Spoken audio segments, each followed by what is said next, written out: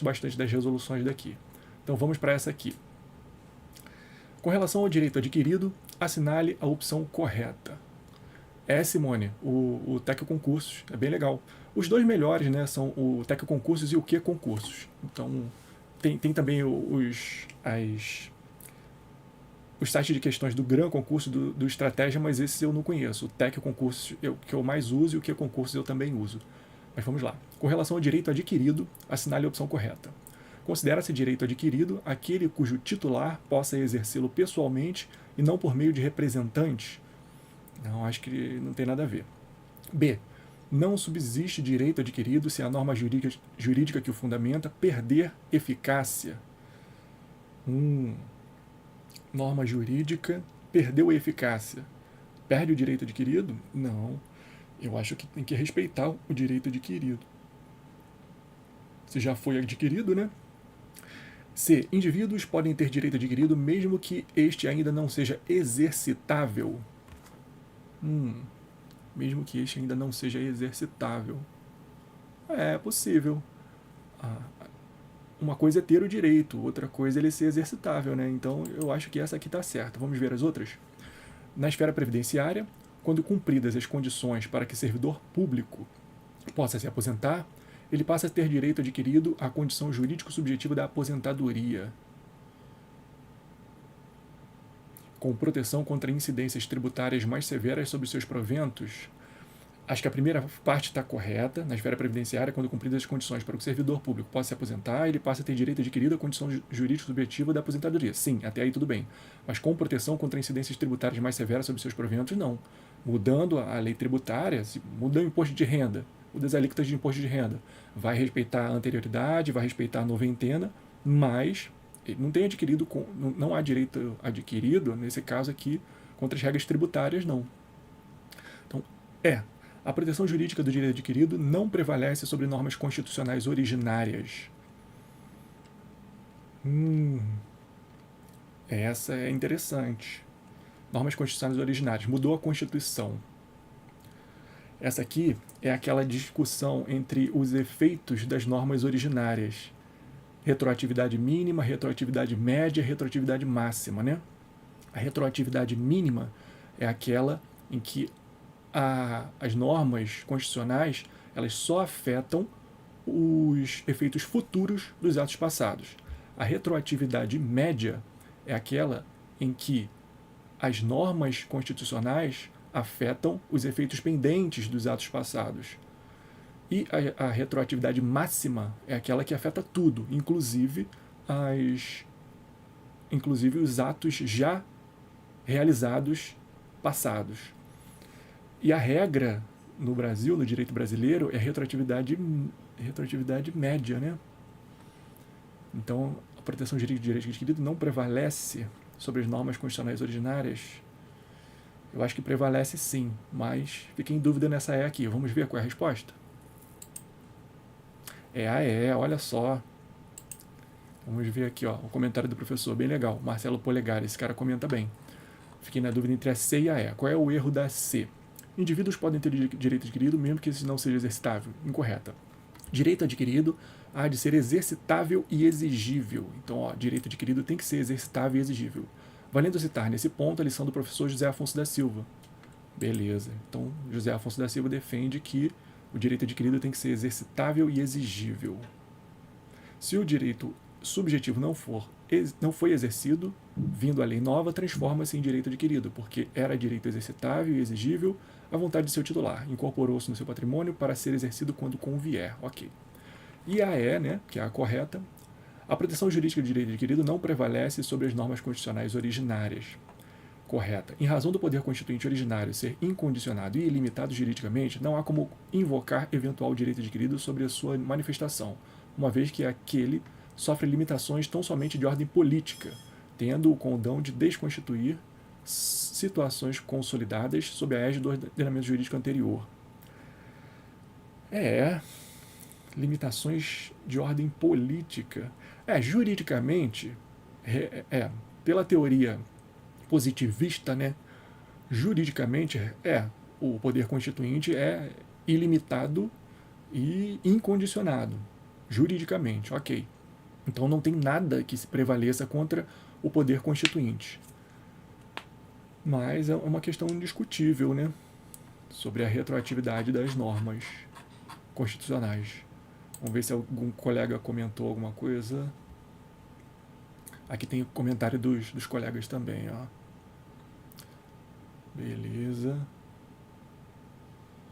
Certo, é isso mesmo. Então tá todo mundo de acordo.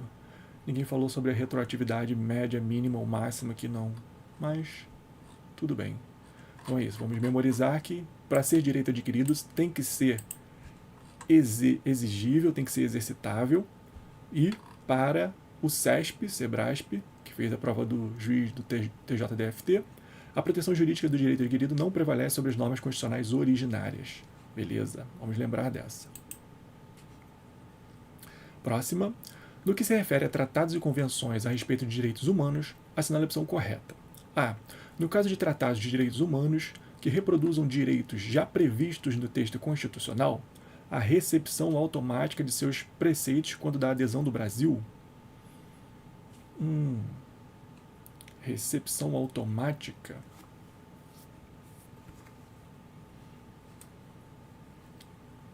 E aí? Caso de direitos humanos que reproduzam direitos já previstos no texto constitucional, recepção. Não tem recepção automática de tratado, não. O direito existe, ok, mas isso não significa que exista uma recepção automática dos tratados. O tratado tem que passar pelo seu rito de internalização, ou seja, o presidente da República firma o tratado e depois o Congresso Nacional tem que dar o aval, tem que autorizar. B. No processo de incorporação de tratados de direitos humanos no direito brasileiro, é necessária a sanção, por parte do presidente da República, do decreto legislativo que tiver sido editado nesse sentido pelo Congresso Nacional. No processo de incorporação de tratados de direitos humanos ao direito brasileiro, é necessária a sanção por parte do presidente da República do decreto legislativo que tiver sido editado nesse sentido pelo Congresso Nacional.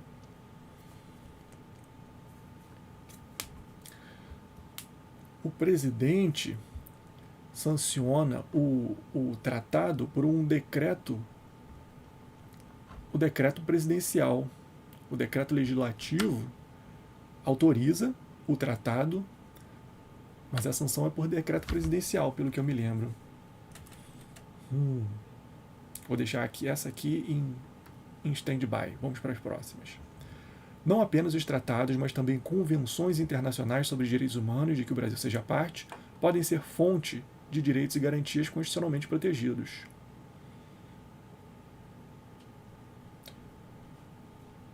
Sim, com certeza. Não apenas os tratados, mas também convenções internacionais sobre direitos humanos de que o Brasil seja parte, podem ser fonte de direitos e garantias constitucionalmente protegidos.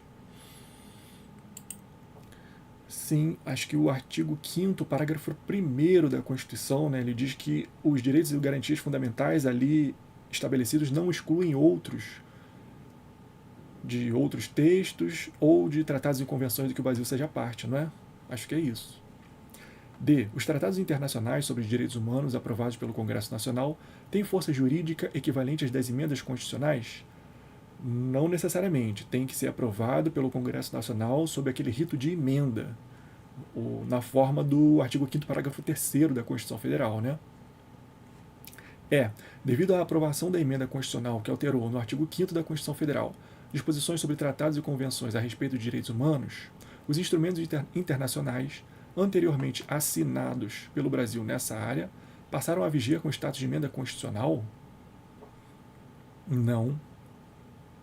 Eles passaram a viger com status supralegal, não com status de emenda constitucional, né? Vamos ver? Eu acho que é isso. Show, é isso mesmo. Essa tá certa. Próxima questão. Em relação à inviolabilidade de domicílio, nos termos da Constituição Federal é correto afirmar que o domicílio é inviolável, permitindo-se, entretanto, a autoridade policial nele ingressar para a realização de diligência investigatória? Não existe essa previsão na Constituição, não. B. O domicílio é inviolável, ninguém nele podendo entrar ou permanecer sem consentimento do respectivo titular. Essa é a regra, né? Essa é a regra. Tem exceções, mas essa é a regra. Até agora essa está certa. Vamos ver? Próximas. O domicílio é inviolável, ninguém nele podendo entrar ou permanecer sem consentimento do respectivo titular. Ressalvadas exceções contidas na legislação ordinária, não. Ressalvadas exceções contidas na Constituição, não na legislação ordinária. D. A casa é asilo inviolável do indivíduo, ninguém nela podendo penetrar sem consentimento do morador, salvo em caso de flagrante delito ou desastre, ou para prestar socorro, ou durante o dia por determinação judicial.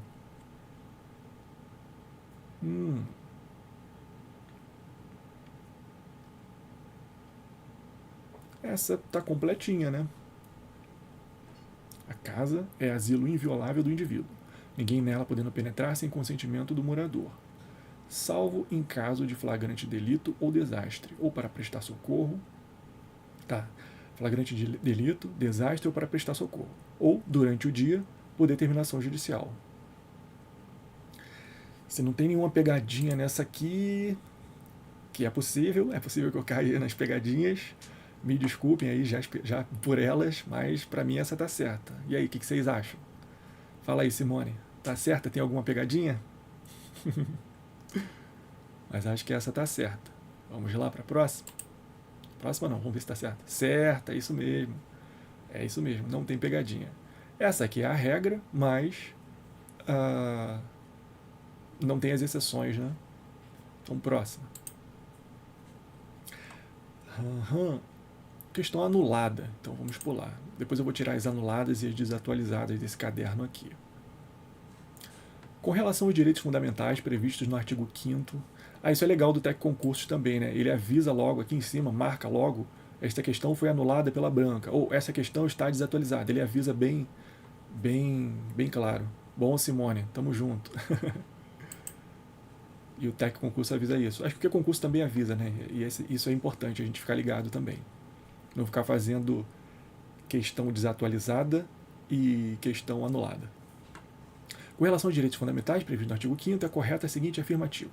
É livre a manifestação do pensamento, sendo permitido o anonimato? Não, sendo vedado o anonimato, né? Livre a expressão da atividade intelectual, artística, científica e de comunicação, podendo ser exigida a concessão de licença para o exercício dessas atividades na forma da lei?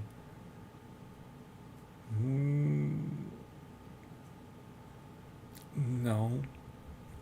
Não, atividade artística, intelectual, científica, não, né? Licença, não. Independente de licença. Todos podem reunir-se pacificamente, sem armas, em locais abertos ao público, independentemente de autorização ou de prévio aviso da autoridade competente. Prévio aviso não, prévio aviso tem que ter, né? Tem que ter o prévio aviso à autoridade competente, sim. Inclusive o STF julgou recentemente que esse prévio aviso pode ser qualquer prévio aviso.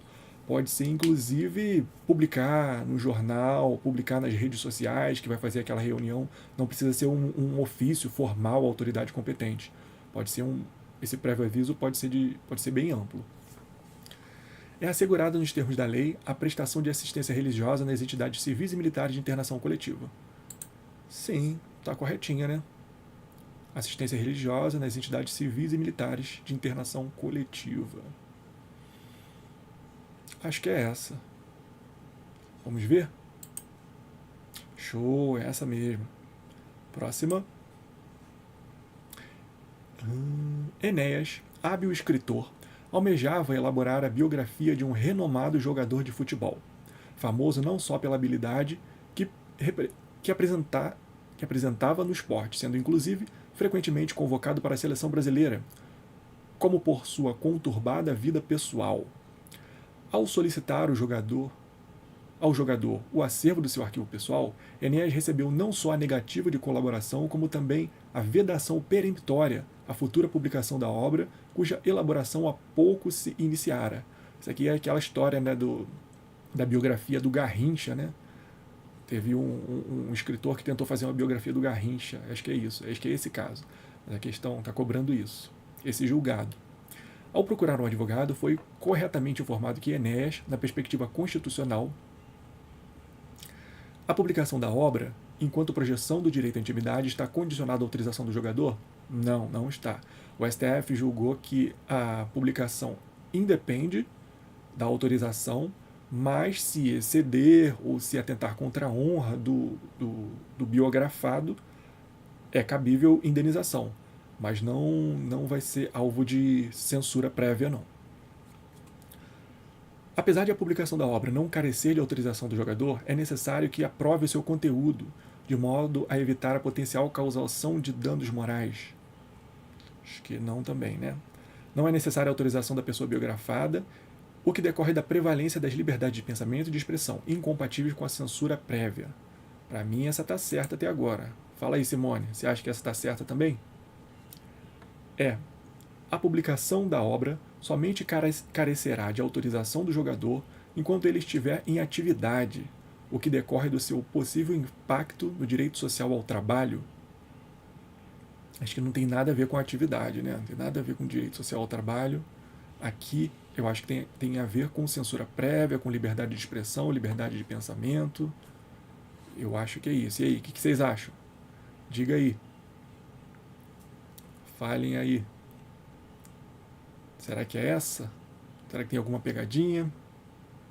Pelo que eu me lembro, do julgado do STF. Boa, Simone, tamo junto. Então vamos ver se é essa mesmo? Show! Mais uma, Simone. Acertamos, hein? Próxima. No tocante aos princípios fundamentais da Constituição Federal, às restrições aos direitos fundamentais, aos direitos individuais e aos direitos políticos, julgue o seguinte item. A liberdade de manifestação do pensamento deve exercer-se, em regra, com a identificação do autor, mas essa exigência não veda a utilização de pseudônimos em obras artísticas, por exemplo. Para mim está certinha.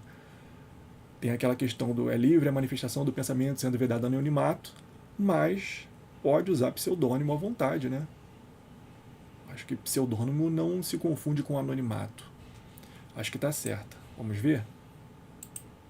Certo, show. Próxima. Ah, Simone, eu explicando ajuda? Que nada, pô. É isso aí.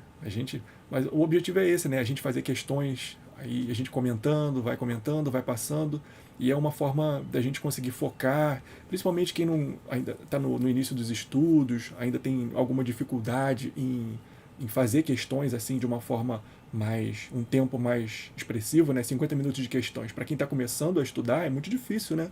É melhor a pessoa começar com 25 minutos de questões, 15 minutos, para ir acostumando, né? Porque o início dos estudos é bem complicado a gente fazer questões. Mas para quem está mais para frente, a gente vai pegando o jeito, vai pegando a forma, vai lendo e vai conseguindo fazer. Mas vocês estão bem, pô, vocês vão me ajudando aí. Me avisem se tiver alguma pegadinha. Se eu estiver caindo em pegadinha, essa não, dá um grito aí. Então vamos lá. Considerando o princípio da dignidade da pessoa humana e o rol de direitos fundamentais estabelecido na Constituição, além da doutrina e da jurisprudência a respeito da matéria, julgue o item subsequente. O texto constitucional permite expressamente o anonimato em algumas circunstâncias, em decorrência da inviolabilidade do direito à intimidade. Anonimato não. Eu acho que anonimato não. Eu acho que ele permite a proteção à intimidade, o sigilo do processo, por exemplo. Mas anonimato, não consigo lembrar de alguma norma constitucional que permita expressamente o anonimato. Pelo contrário, a norma do artigo 5º veda, né? É livre a manifestação do pensamento, sendo vedado o anonimato. Vocês conseguem lembrar de alguma norma que autorize o anonimato? Eu não consigo. Permite expressamente o anonimato? Eu acho que está errada. E aí, vamos ver? Show, errado, isso mesmo. Sendo vedado o anonimato, né? Próxima.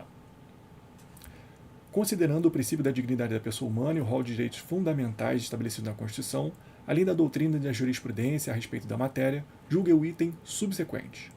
Não obstante a previsão constitucional de inviolabilidade da casa do indivíduo, é permitido nela adentrar a qualquer hora do dia ou da noite para o cumprimento de mandado judicial que tenha decretado prisão preventiva.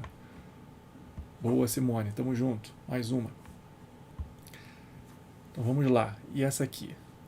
Não obstante a previsão constitucional de inviolabilidade da casa do indivíduo, é permitido nela adentrar a qualquer hora do dia ou da noite para o cumprimento de mandado judicial que tenha decretado prisão preventiva. E aí, mandado judicial pode entrar na casa em qualquer hora do dia ou da noite? Não, né? Mandado judicial só durante o dia. Tanto é que a Polícia Federal, 6 horas da manhã, tá batendo na porta do candango lá, né? Como diz aquela congressista, toque, toque, toque. É a Polícia Federal. Então, acho que é isso. Qualquer hora do dia ou da noite, não. Acho que tá errado. Show, tá errado. Próxima.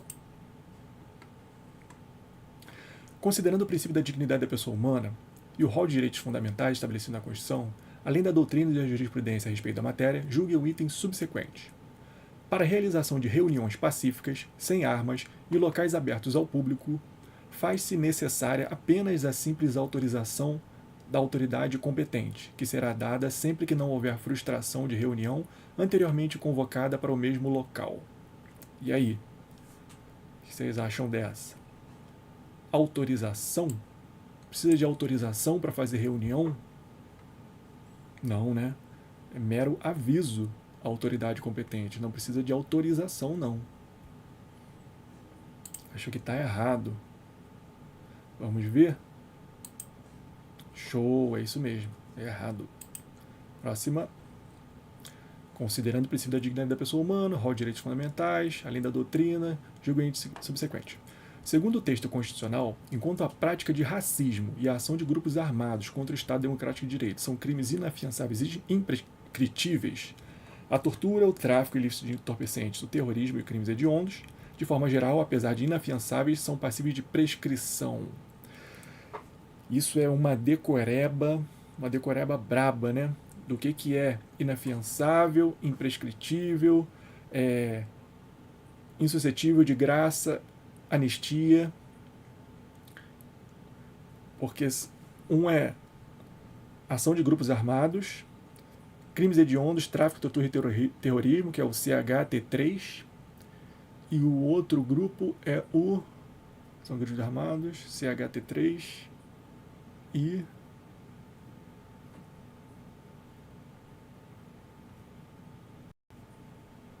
É isso. E tem mais um, né? Enfim. Quanto a essa aqui. Racismo e ação de grupos armados, inafiançáveis e imprescritíveis. Acredito que sim, acho que está certo. Tortura, tráfico, terrorismo e crimes hediondos, de forma geral, apesar de inafiançáveis, são passíveis de prescrição. Tráfico, tortura e terrorismo e crimes hediondos são prescritíveis?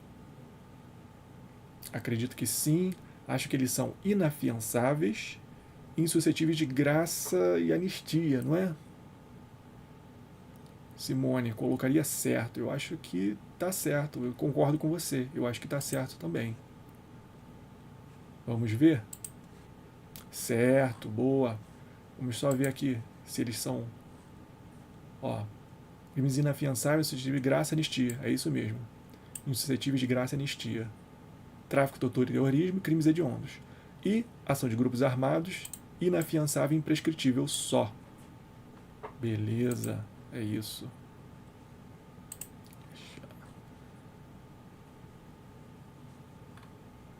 Boa, Simone. Isso aí. Próxima.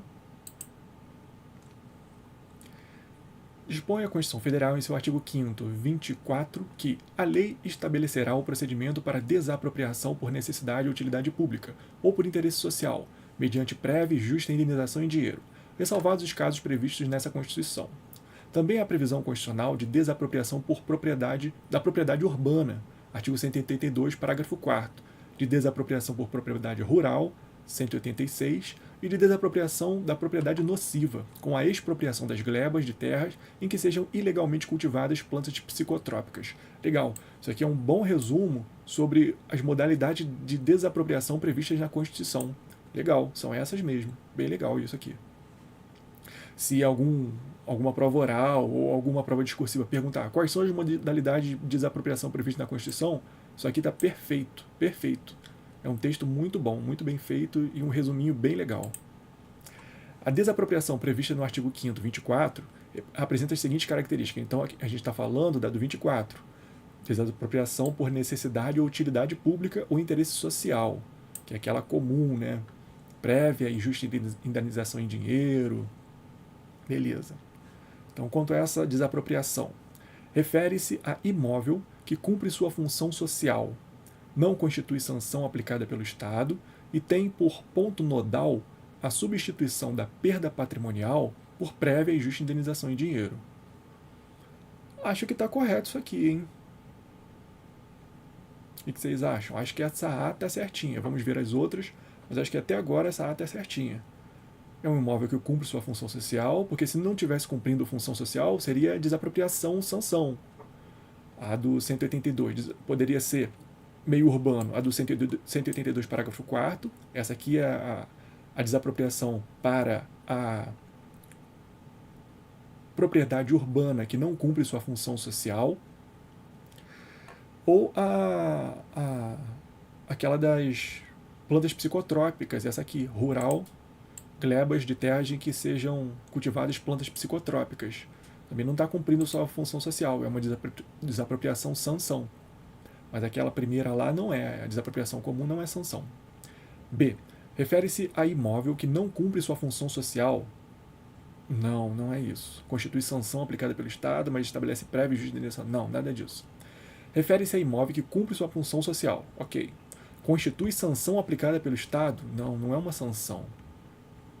Refere-se a imóvel que não cumpre sua função social? Também não. Ele cumpre sua função social. Então, acho que é a A, né? Vocês acham que é a A? Vamos ver? Show, é isso mesmo, é a A.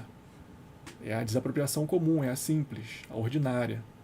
Necessidade ou utilidade pública ou interesse social. Não tem nada a ver com sanção, não tem nada a ver com imóvel que não cumpre sua função social, não. O imóvel está cumprindo a sua função social, só que o Estado precisa dele para fazer alguma coisa, para fazer um hospital, para passar uma rodovia, um viaduto ali. Então desapropria. Utilidade pública, necessidade pública ou interesse social.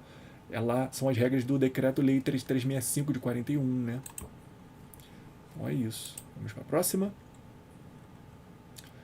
Todos são iguais perante a lei, sem distinção de qualquer natureza, garantindo-se aos brasileiros e aos estrangeiros residentes do país a inviolabilidade do direito à vida, à liberdade, à igualdade, à segurança e à propriedade. Considerando a assertiva, é correto afirmar, de acordo com a Constituição Federal de 88, que é livre a manifestação do pensamento, sendo permitido anonimato? Não, de novo. Olha quantas vezes se cobra isso nas provas de constitucional, hein? Eles adoram isso do sendo permitido anonimato, sendo vedado anonimato. Olha quantas vezes, quantas questões a gente já fez que cobraram isso aqui. A casa é asilo inviolável do indivíduo, ninguém nela podendo penetrar sem consentimento do morador, sendo exceções a esse direito individual fundamental exclusivamente os casos de flagrante delito? Não exclusivamente. Tem os casos de prestar socorro ou emergência, né? Caso de urgência. É assegurado a todos o acesso à informação e resguardado o sigilo da fonte, quando necessário ao exercício profissional. É assegurado a todos o acesso à informação e resguardado o sigilo da fonte quando... Essa aqui tá certinha até agora, né? O que vocês acham? O que você acha aí, Simone? Acho que essa C tá certinha aqui até agora, né? D. A lei estabelecerá o procedimento para desapropriação por necessidade ou utilidade pública ou por interesse social, independente de justa e prévia indenização em dinheiro em qualquer caso. Não, a questão anterior ajudou, né? Essa aqui, a desapropriação precisa de justa e prévia indenização em dinheiro e não é independente, não. Principalmente em qualquer caso. Em qualquer caso é complicado, né? Qualquer questão que tenha em qualquer caso, a gente já fica com o pé atrás, né? Todas as alternativas anteriores estão corretas? Não, não estão. Então, Simone, vai na minha aí. Então é isso. Eu acho que é essa. Até agora, é assegurado a todos o acesso à informação e resguardado o sigilo da fonte, quando necessário ao exercício profissional. Por que necessário ao exercício profissional? Por exemplo, função de jornalista.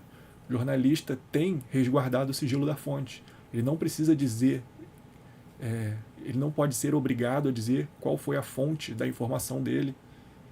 Então, necessário ao exercício profissional. Acho que é essa, vamos ver? Show, é essa mesmo. Mais uma para nossa conta, Simone. Próxima. Acerca do princípio da laicidade, assinale a opção correta. É constitucionalmente aceitável que lei imponha a estados e municípios a aquisição de oferta de publicações religiosas em bibliotecas escolares. Lei pode impor aos estados e municípios a aquisição de oferta de publicações religiosas. Acho que não, hein? Acho que a lei não pode impor, não. A lei não pode proibir nem impor, né? B. Razões sanitárias não podem fundamentar restrição à liberdade de culto.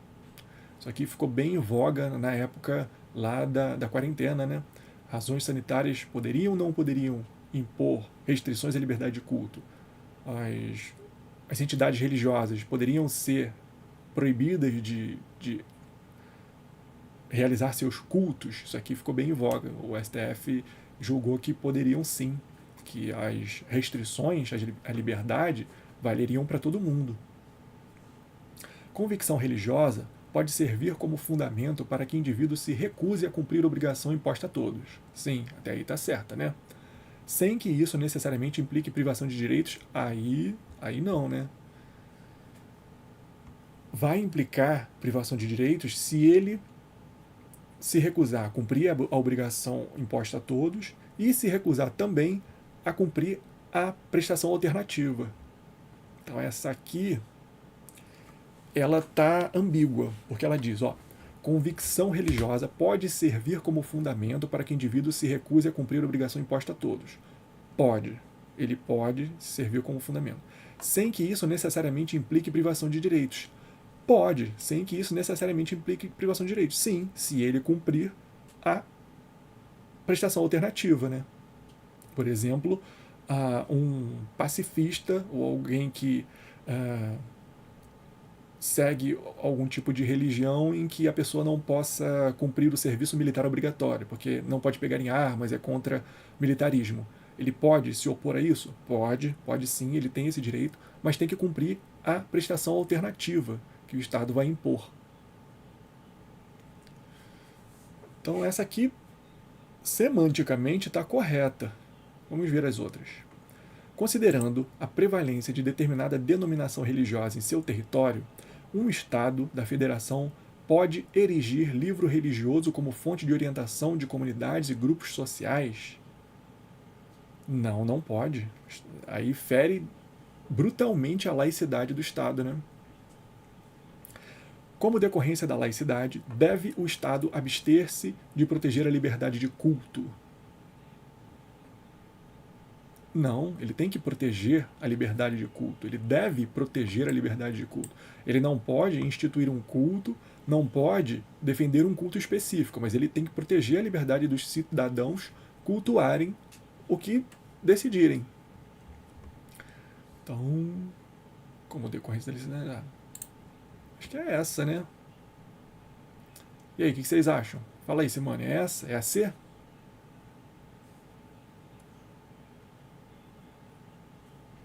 Eu acho que é essa. Convicção religiosa pode servir como fundamento para que o indivíduo se recuse a cumprir a obrigação imposta a todos, sem que isso necessariamente implique privação de direitos. Sim, se ele cumprir a prestação alternativa, né? Acho que é isso. Vamos ver se é essa? Show, é essa mesmo. Próxima. Analise as afirmativas abaixo a partir das disposições constitucionais acerca de direitos e deveres individuais e coletivos. 1. É livre a expressão da atividade intelectual, artística, científica e de comunicação, mediante licença, independente de censura. Mediante licença, não, né? Independentemente de licença.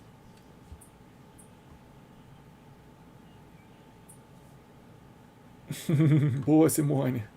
Fazendo a janta aí, legal, show de bola. Vai ouvindo aí, vai respondendo. O áudio tá bom? Você consegue ouvir de longe? Depois diz aí, se tiver baixo, eu boto o microfone mais perto, sei lá. Mas vamos lá. A1. É livre a expressão da atividade intelectual, artística, científica e de comunicação. Mediante licença, não, né? Independente de licença. Então essa 1 está incorreta. Já vou excluir aqui o que diz que está correta a 1.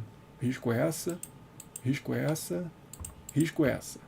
Então sobrou que está certa a 2 e a 3 e só a 3. A 2. É reconhecida a instituição do júri com a organização que lidera a lei, assegurada a competência para o julgamento dos crimes dolosos contra a pessoa. Crimes dolosos contra a vida, né? Mas ele botou aqui crimes dolosos contra a pessoa. Não, né? Porque crime doloso contra a pessoa pode ser uma lesão corporal. Existem vários crimes contra a pessoa que não são crimes contra a vida, né? É diferente. Boa, Lucinéia. O áudio está um pouco baixo, né? Então deixa eu colocar o microfone mais perto aqui. Vamos ver se vai melhorar. E aí, me diz. Melhorou? Aumentar um pouquinho o volume. O áudio está um pouco baixo. Me diz aí, melhorou? Melhorou? Vão dizendo aí. Se o áudio, o vídeo estiver desenquadrado, vocês me avisem, por favor. Essa é a primeira live, é uma live de teste. E estou fazendo para ajudar a galera aí, para a gente conseguir estudar junto da melhor forma possível. Para um incentivar o outro. Me diz aí, Lucinéia, melhorou? Vamos continuar. É reconhecida a instituição do júri com a organização que lidera a lei. Assegurada. Boa, Lucinéia. Show de bola. Obrigado aí pelo aviso. Crimes dolosos contra a pessoa, né? Assegurada a competência para o julgamento dos crimes dolosos contra a vida. Então essa 2 está errada. Então sobrou só a A, né? Teoricamente a gente não precisaria ler nem a 3 nem a 4, mas qual o concurseiro que vai marcar essa aqui vai passar para a próxima sem ler?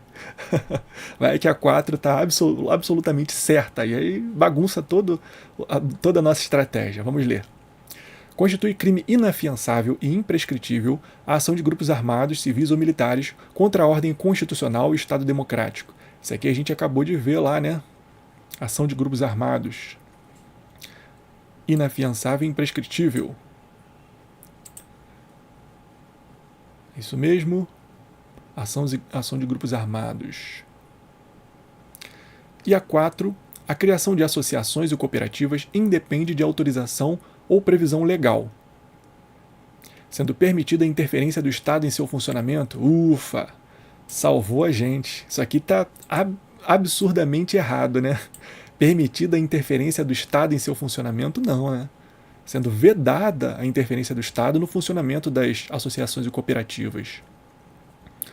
Inclusive, a gente lembra que as associações e cooperativas só podem ser dissolvidas compulsoriamente por determinação judicial, né? Transitada em julgado. A proteção às associações e cooperativas no Brasil é muito, muito forte pelo princípio da liberdade de reunião, liberdade de pensamento, as liberdades em geral. Então essa está bem errada, né? Ufa. Se tivesse certa, ia bagunçar com a nossa estratégia. Acho que é essa, vamos ver? Show, essa mesmo. Próxima. Assinale a alternativa correta com o fundamento na Constituição Federal de 88. O aposentado filiado não possui direito a votar e ser votado nas organizações sindicais? Nada a ver, né? Se ele é filiado, o aposentado é filiado, como é que ele não vai ter direito de votar e ser votado, né? Essa aqui é bem absurda. Inclusive, o STF teve que julgar isso, né? Essa foi uma decisão do STF. Constitui direito dos trabalhadores urbanos e rurais licença à gestante, sem prejuízo do emprego e do salário, com a duração de 180 dias. E aí, qual é o prazo da licença gestante? Vocês lembram? Coloque aí no chat. 180 dias? Qual é o prazo da licença gestante? E aí eu faço uma pergunta extra, que não está aqui, mas vamos ver se vocês lembram. Qual é o prazo, qual é a diferença do prazo da licença gestante com o prazo de estabilidade? Estabilidade da gestante. Aquela estabilidade boa, Lucinéia, 120 dias. E a estabilidade lá da CLT, estabilidade da gestante. Lembra qual é o prazo? Simone também, boa, 180 dias. Show de bola. 120 dias. E aí, digam aí, digam aí.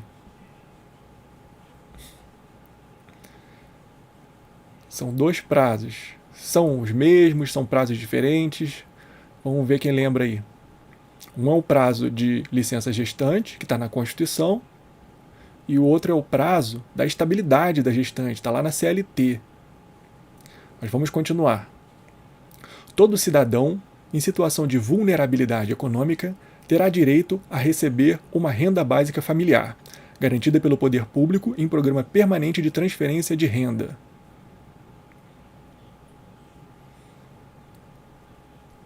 Boa, Simone. Simone está lembrando lá.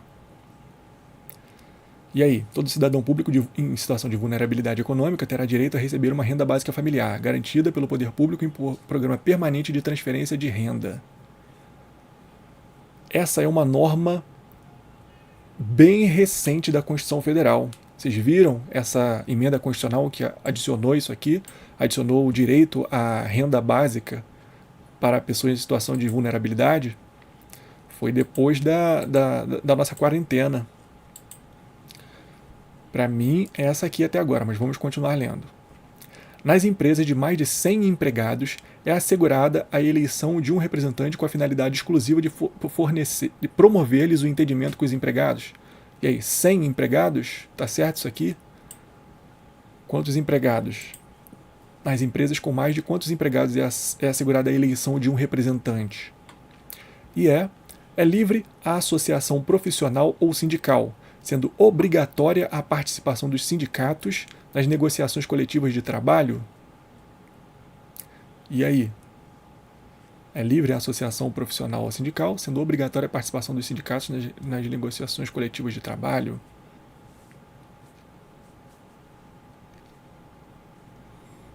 O que vocês acham dessa aí? É livre a associação profissional ou sindical? E aí está correto, né? É livre a associação profissional ou sindical, sendo obrigatória a participação dos sindicatos nas negociações coletivas de trabalho. E essa parte final está correta também?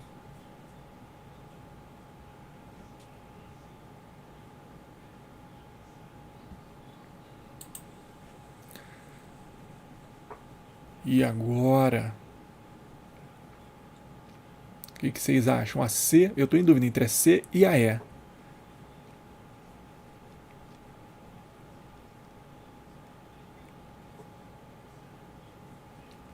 Direito do trabalho é o meu fraco. Nas questões de procuradoria, sempre o direito do trabalho é o meu fraco. Então, não estranhem se eu errar coisas de direito do trabalho aqui. Eu vou aprendendo junto com vocês.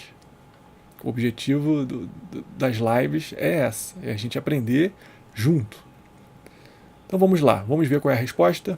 Eu acho que é a C, eu vou chutar a C. É a E. Vamos ver qual é o erro das outras. Quais são esses erros? A C.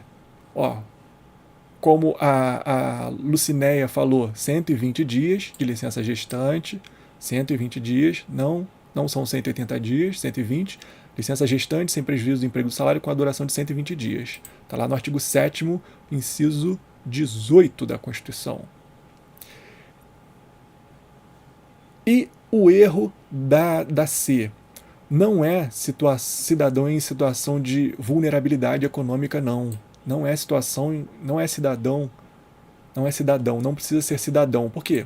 Cidadão é um conceito eleitoral, é um conceito político eleitoral. Cidadão é quem tem título de eleitor. Cidadão. não precisa ser cidadão. O artigo 6º, parágrafo único, diz: todo brasileiro em situação de vulnerabilidade social, e não é vulnerabilidade econômica também não, vulnerabilidade social, terá direito a uma renda básica familiar, garantida pelo poder público em programa permanente de transferência de renda, cujas normas e requisitos de acesso serão determinados em lei, observada a legislação fiscal e orçamentária. Boa! Eu não tinha percebido esse detalhe aqui não, eu caí nessa pegadinha tranquilamente. É todo brasileiro e a vulnerabilidade é social. Me digam aí, vocês sabiam dessa? Vocês lembravam dessa?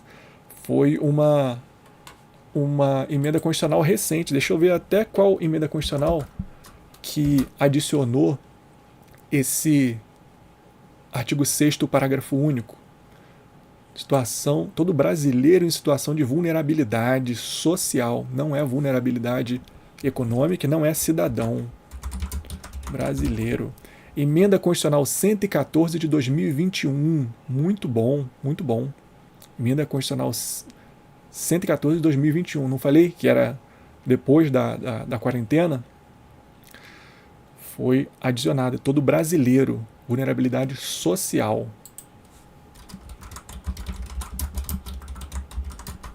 Bom, muito bom. Bom que a gente lembra dessa, né? Beleza. E lembraram lá da diferença da estabilidade da gestante? Então vamos lá. A licença à gestante, ela tem esse prazo aqui, 120 dias. E o início é a partir do momento que ela quiser. Lembra que ela pode adiantar um pouco esse início da licença. Ela pode tirar a licença antes de ter o parto, né? A estabilidade da gestante já é diferente. A estabilidade da gestante é do parto, não, do momento em que ela descobre que está grávida até 5 meses após o parto. 5 meses após o parto. Lembravam dessa?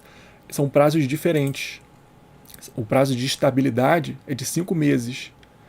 E conta a estabilidade a partir do momento, ela já é estável a partir do momento em que ela está grávida, mesmo que ela não saiba que esteja grávida. Mesmo ela não sabendo que está grávida, ela está estável.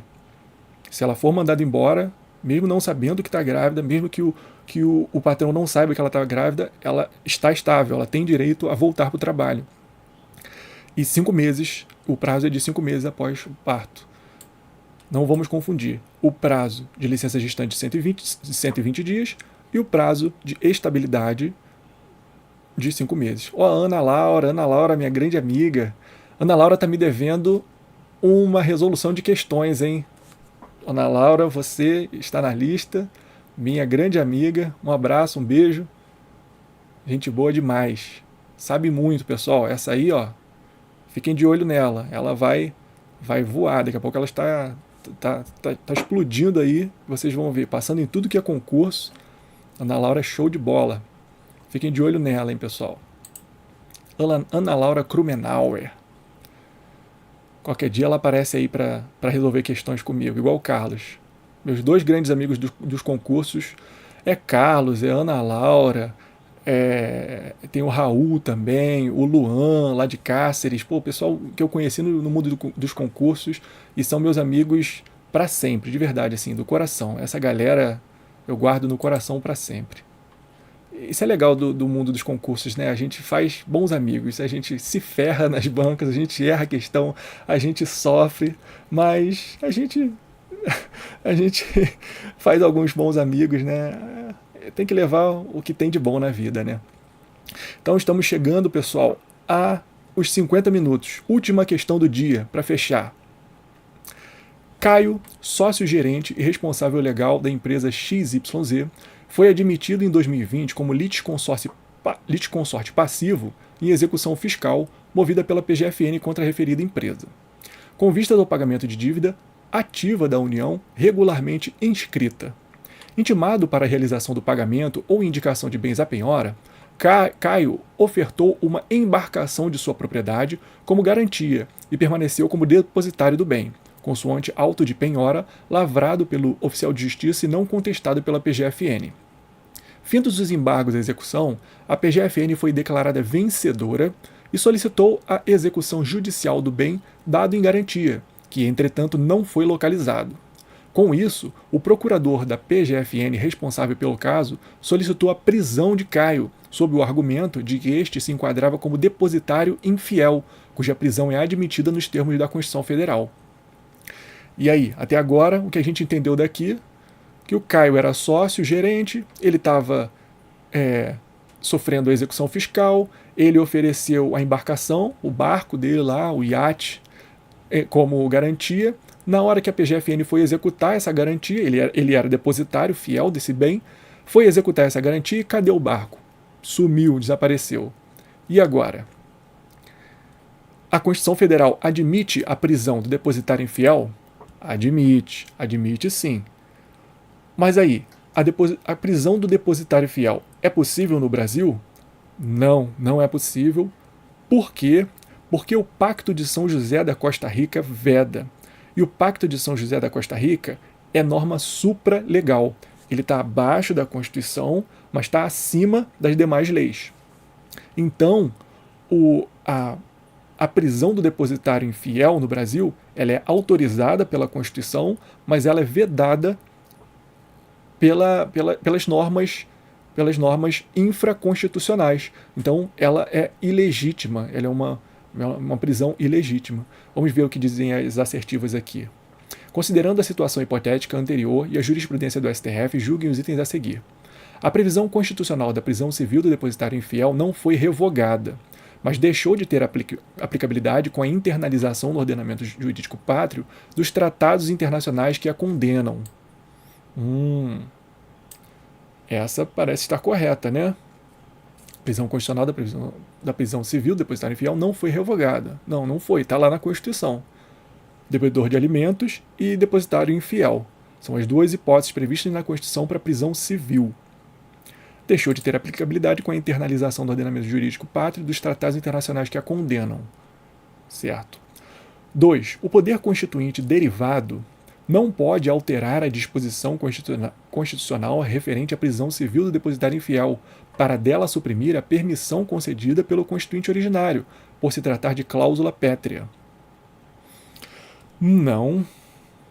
Não por quê? Porque é possível uma emenda suprimir essa possibilidade de prisão?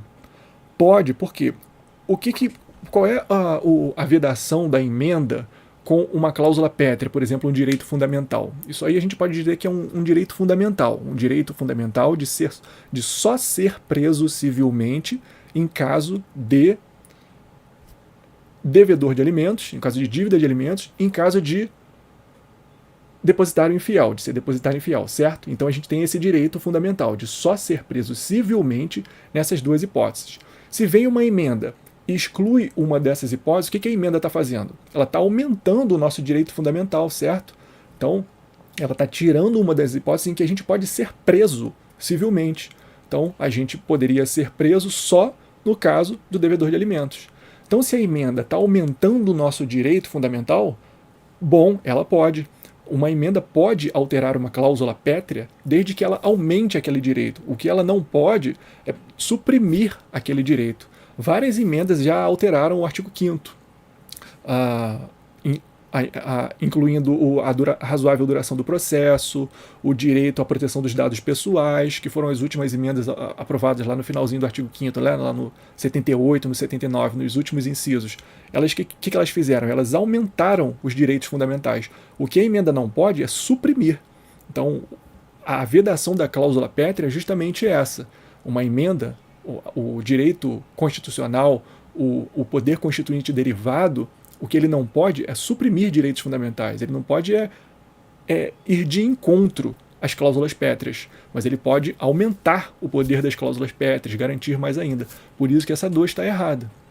O poder constituinte derivado não pode alterar a disposição constitucional referente à prisão civil do depositário infiel para dele suprimir prisão concedida. Poderia sim, poderia suprimir, porque ele estaria aumentando a cláusula pétrea, né? 3. A súmula vinculante 25 do STF tornou inaplicável a parte final do inciso do artigo 5º da Constituição Federal, que faz referência à prisão civil do depositário infiel, sendo atualmente inadmissível qualquer prisão civil por dívida. Não, né? Porque é possível a prisão civil por dívida de alimentos. Dívida de alimentos, todo mundo sabe que é possível, né? O devedor de alimentos pode ser preso, sim. É uma prisão civil, a única prisão civil atualmente admitida pelo direito brasileiro. Então essa 3 também estaria errada. 4. Como o decreto número 678 de 92, Pacto de São José da Costa Rica, não seguiu o trâmite estabelecido no parágrafo 3º do artigo 5º da Constituição, não é possível atribuir-lhe o status de emenda constitucional. Certo, é isso mesmo. Para que um tratado ou convenção internacional tenha o status de emenda constitucional, ele precisa passar pelo rito do parágrafo 3º do artigo 5º da Constituição, que significa ser internalizado pelo rito de emenda constitucional, aquele 2 turnos, 3/5 do Congresso Nacional. Então, o decreto 678 de 92, o Pacto de São José da Costa Rica, ele foi internalizado, mas não sob o rito de emenda. Como ele foi internalizado sob o rito normal de tratados, o status dele não é de emenda constitucional, é de status supralegal. Todo tratado ou convenção internacional de direitos humanos internalizado que não seja no rito de emenda, do parágrafo 3º do artigo 5º, ele tem status supralegal, ele está acima das leis, mas está abaixo da Constituição. Se ele foi internalizado pelo rito do parágrafo 3º, parágrafo 5º, aí ele tem status de emenda constitucional. Então, atualmente são 4, né? 4 tratados internacionais que têm status de emenda constitucional. Vocês lembram quais são? Botem aí no chat, vocês lembram quais são? Até o final da questão, então, vamos ver se todo mundo lembra. Botem aí no chat quais são os 4 tratados internacionais que têm status de emenda constitucional do Brasil atualmente. Coloquem aí. Então, o que a gente marcou de verdadeira aqui foi a 1, né? A 1 é verdadeira.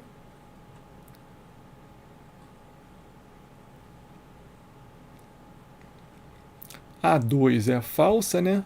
Ele pode alterar sim. Então, vamos excluir aqui as que tem 2.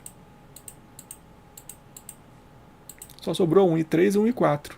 Como a 4 a gente viu que está correta, tem status de emenda constitucional. Não é possível atribuir o status de emenda constitucional. Acho que é a 1 e a 4, né? Vamos ver se é isso mesmo. Show, é isso mesmo, a 1 e a 4. E aí, vocês lembraram quais são os 4 tratados internacionais no Brasil? Simone já mandou aí, ó. Tratado de Marrakech, Convenção de Nova York.